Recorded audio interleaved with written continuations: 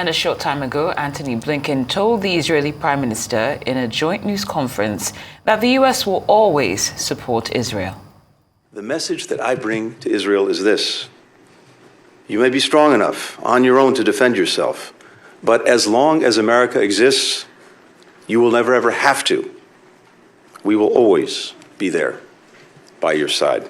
We know Hamas doesn't represent the Palestinian people or their legitimate aspirations to live with equal measures of security, freedom, justice, opportunity, and dignity. Now, John Cookson joins us live from Tel Aviv for more. Good day, John, and a very warm welcome to Newsday. Now, let's get straight into it. What's your reaction to the joint Netanyahu-Blinken press conference that we saw just a few minutes ago? Good afternoon, ladies. Well, from a news point of view, there was nothing much new in that news conference, although we did hear for the first time from Blinken that 25 Americans were killed in that Hamas assault last Saturday. We didn't have the figure before now. However, it was an emotionally charged press conference, two men there speaking from the heart. Blinken, of course, is from a Jewish background, and he spoke about how his family suffered during the Holocaust and compared those days to now. We heard from Netanyahu that there were difficult days ahead, and that's probably an understatement. And he said that this is a time that we must stand against evil, today, tomorrow, and always. Blinken, as you heard from that clip, and there were other sound bites along the same lines from Blinken saying that the US will always be on the side of Israel. So, as I say, nothing much new out of that conference except for the American death toll. But we're sure to hear more from Blinken in the coming 48 hours. He moves on to Jordan tomorrow to meet with the Palestinians and King Abdullah. Noted, John. Now, what are you hearing about the situation today in Gaza and a possible humanitarian corridor?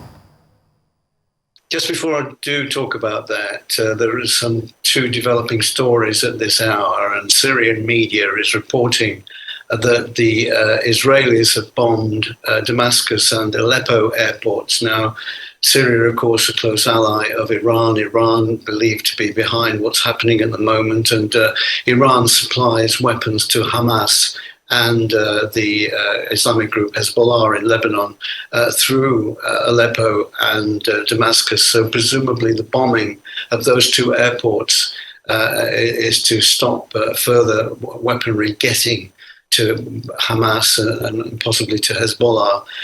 The other developing story is that the British government is just the latest in a number of Western governments scrambling to organise evacuation flights of nationals out of Israel in the next 48 hours. So those two developing stories right now. As for Gaza, look, it just gets worse and worse and worse, if that's possible. I mean, there are hardly words to describe what's going on there. The bombing has intensified even more than yesterday. And what's happening there is just well, you can see from the images, it's beyond comprehension at times. And in the middle of all that, somewhere in Gaza are 150 hostages. They're mostly Israeli, but some foreign nationals, including Americans and Brits, held captive in bunkers somewhere, terrified out of their lives. And the Israelis say there'll be no switching on of sending fuel and electricity supplies to Gaza until those hostages are released. And one assumes that in the coming days, special forces, possibly British or American, are working out plans to rescue those hostages. But it's a really delicate situation in respect of the hostages. As for the millions of people who live in Gaza, still no way out. Talks are underway to try to get the Egyptians to open the Rafah crossing, to let Palestinians who want to leave, civilians, to get out. But so far, the government in Cairo is refusing to do that, although it is saying that it's prepared to send in humanitarian aid to the people of Gaza. Now, John, thank you so much for shedding light on those developing stories. As conflict spreads through the region, Israelis in the north are now also preparing for possible conflict. Can you let us know more about this? Yes, in the last few days, there have been reports of incursions, either by drones or other aircraft from Hezbollah-held territory in southern Lebanon. There's certainly been an exchange of rocket fire, and the big fear is that in Israel is that a second front might open up when the ground invasion of Gaza begins. And here you can see Israelis being allowed to arm themselves, and many, of course, have.